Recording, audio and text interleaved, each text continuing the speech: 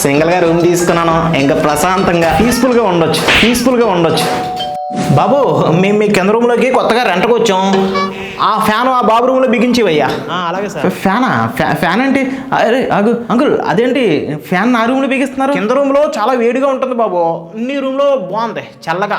కొంచెం పెద్ద వెహికల్ లాంటివి కొట్టవయ్యా, ఎక్కువ సంవత్సరాలు ఊడిపోకుండా ఉంటుంది. సంవత్సరాలా బాబు? ఈ రూమ్లో నువ్వు ఒక్కడే ఉంటావా? బాగా అడిగారు.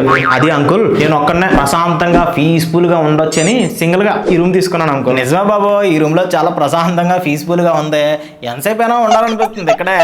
ఈ అంకుల్కి ఇలా కాదు, మీరు నా రూమ్లో ఉండడానికి వీల్లేదని చెప్పేస్తాను. ఏంటి రూమ్ అంతా ఏంటి? శుభ్రం లేదు, పాడు లేదు, చెత్త చెదరాలు చేస్తూ.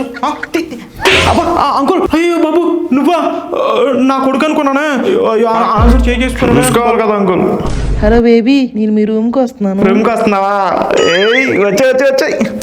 రావద్దు. ఏంటది?